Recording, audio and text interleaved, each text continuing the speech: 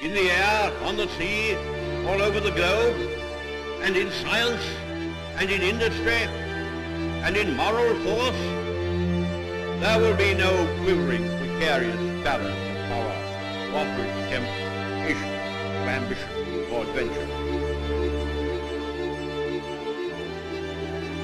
For they get the welcome they deserve as the first motorists to have driven across this great overland route.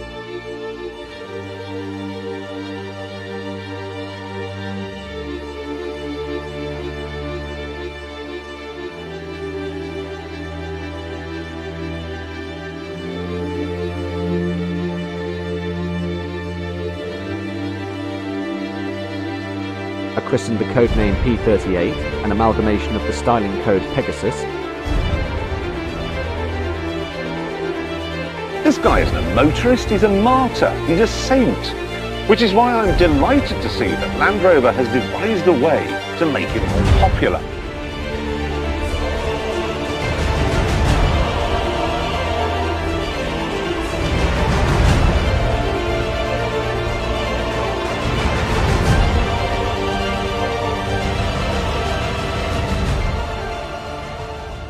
So this is it. This is my 2002 Range Rover.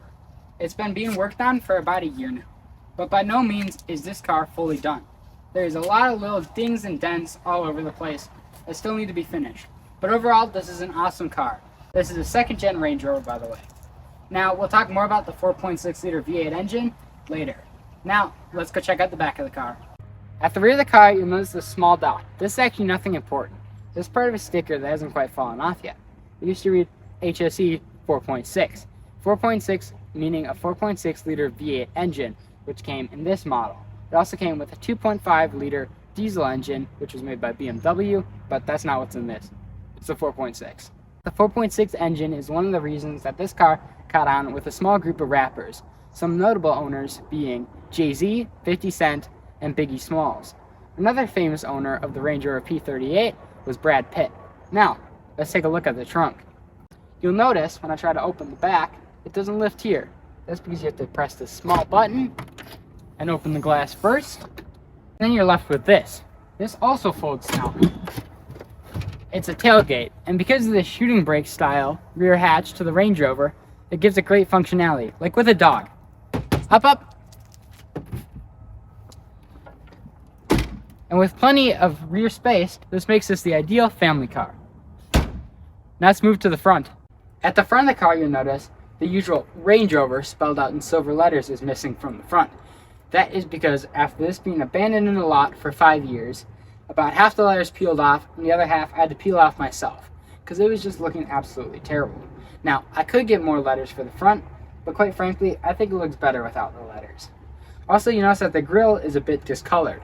That's because this was faded from the sun, and I did go through and wax it. It was practically white when we picked up the car, and eventually I will be fixing this, but for now it's fine. Now let's pop the hood and take a look at the 4.6 liter V8 engine.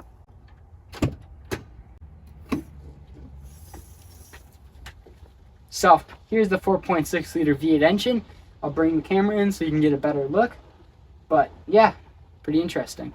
So here it is. This is the 4.6 liter V8 supercharged engine. Now, it's pretty interesting. I don't know too much about the engine. I just know that it is a pretty powerful engine, and it is definitely, although not fuel efficient, definitely better than having a 2.6 liter diesel engine from a BMW. Here is the interior. We have Range Rover written on the airbag right there. We have all our dials in the Land Rover green, same on the clock here. And we also have the navigation system, which did not come standard in the Range Rover. This was paid up for. And then we have our stereo and heat controls. The stereo right there is an Alpine, and this one is not standard. This is aftermarket, and if you were to buy a Range Rover in 2002, you would not get that.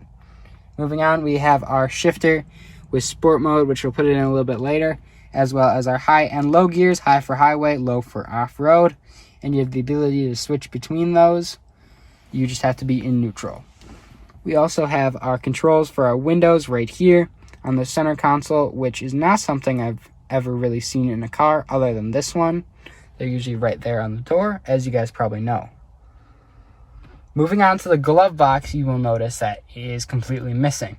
That is in the garage right now because we are currently fixing the blower motor, which goes up in there, but rest assured, it normally does not look like that. One issue I have on the interior of the car is this knob right here. This controls the headlights because they are not automatic, and it makes it kind of hard because sometimes you'll forget to turn them on. That almost caused an accident once for me in this car.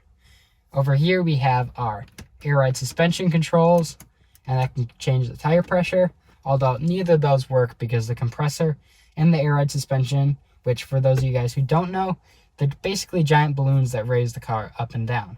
Well, those are no longer in the car because they always would leak, and then they were replaced for springs, which turned out to be much more reliable. Although sadly, we cannot raise the car super high to be able to cross water or super low to get better gas mileage on the highway. The rear passenger seats of this car are almost brand new. That is because my uncle, who used to own this car, hardly ever used this. He was a bachelor until he's about 30, almost 40 years old, and so he really didn't have much need for this space. And now, the funny thing about this car in the rear is, as I mentioned before, the controls for the windows are in the center console, but back here, they're on the doors, which is kind of an interesting design choice. Now, this car is basically your standard luxury SUV in the rear. It has your cup holders and your center console. Nothing too special, but it's actually pretty comfortable and spacious. I actually like it back here. Now we're going to be taking the car for a drive to test its ability on the road, as well as its functionality as a family car. We're going to be running some errands and dropping my dog off at a pet resort. So let's go grab her and do that. All right, we've got the dog.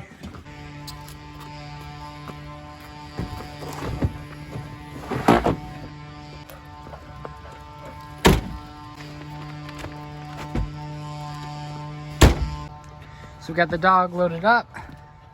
This is Olive. She's our English Springer Spaniel. So here's another view in the rear of the Range Rover. Here's the back side of the center console. And yeah, it's pretty nice.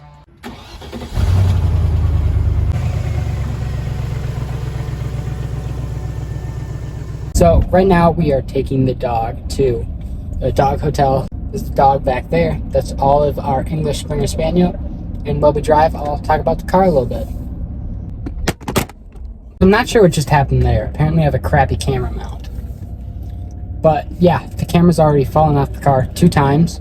Once we were trying to get this really cool shot by hooking it on the back of the car's glass. And then it broke the mount. Now here's one thing I didn't mention when I was earlier talking about the interior of the car. It is right here. There's this little rip in the lining of the ceiling that has just kind of made it start to fall down over time. I believe this is another issue caused by the fact that it sat outside, as I mentioned, for 5 years. Now, this car, as I mentioned earlier, is very big. You definitely feel it when you drive it. It feels like a very spacious car. And the windscreen at the front is actually, it feels a lot bigger than some of the other SUVs I've driven. Like, I've driven an Infiniti QX80, and the windscreen feels like half the size of this one. So it is definitely really nice and big driving this car. One thing that it definitely affects the ride of this car on the street is the fact that it is in 4-wheel drive all the time, just normal driving mode. Unless you want to put it into sport mode, we'll get into that later. But when you're just in regular driving mode, in your high range gear and low range gear, it is always in 4-wheel drive, making this a perfect car for up in the northern United States where I live, because we got snow, we've got mud, and all sorts of stuff. I have driven it in sport mode, which puts it in 2-wheel drive to see if it is just better on regular roads, but because sport mode puts it into a higher power band, the car takes more gas and it's actually worse on the gas mileage, even though you'd expect it to be better. Another reason that the gas mileage can be quite bad on this car is because of the way I think it rides, because of the springs. Now, when you were normally driving this car, you'd have the air ride suspension, which adjusts to your speed to give you better aerodynamics.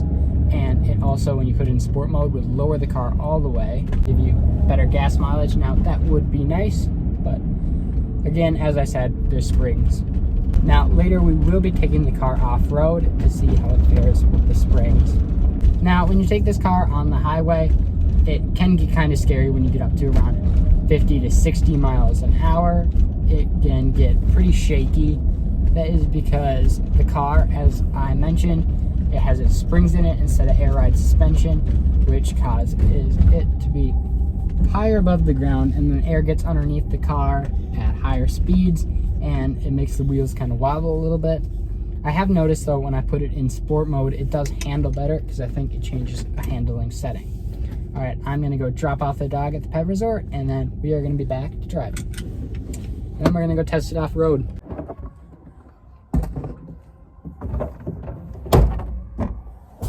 Like I was mentioning, the lights are staying on.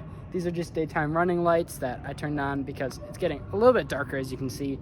Now, these don't waste too much battery. I have left them on before, and the car was fairly fine battery-wise, but I have left it on with the normal lights on, and that was kind of an issue, and I had to jump start the car. But yeah, there it is. Oh, yeah, here's the key, by the way. It's pretty cool. All right, right now we're pulling off onto some property to test the off-road capabilities real quick. All right, so we are off-road on a friend's property. Now, we don't really need it because this hill isn't all that steep, but I'm going to be putting the car into low range gear, as it is now. And here we go up this hill here. Now, it is fairly steep at one point. Not exactly climbing up mountains here, but again, still kind of steep.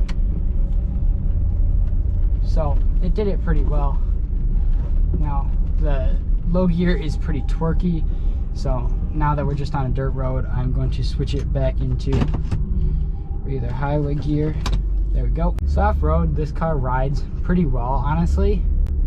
I think with the air suspension it would do a little bit better, but the springs are actually pretty good. We aren't exactly on the world's hardest off-road trail. We're just kind of on a little dirt road through a farm field, but you guys can probably see on the footage that it still is pretty bumpy. All right, here we are. We're going a little bit faster off-road now. It is handling it like a champ. Oh, big rock there. Okay, we're good, we're good. Coming back around and into the big hill that we just went up. Like, this thing is a sports SUV, is a sport utility vehicle, like Land Rover advertised it to be. But because it's a Land Rover, it's an off-roader, and this thing is handling absolutely amazing off the road. I'm going to switch the car into sport mode now. All right, it's in sport. Should be able to hear the turbos a little bit more. Here we go.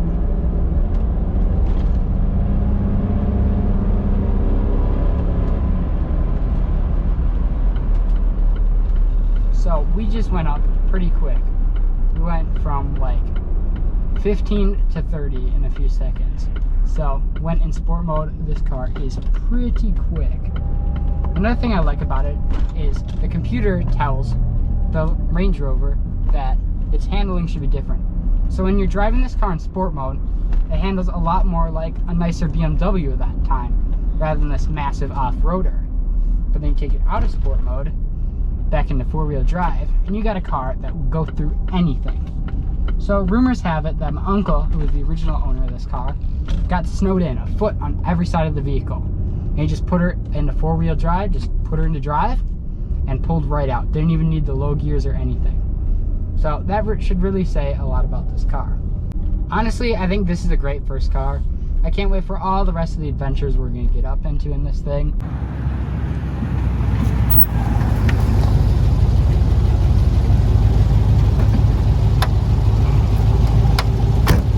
So that's it.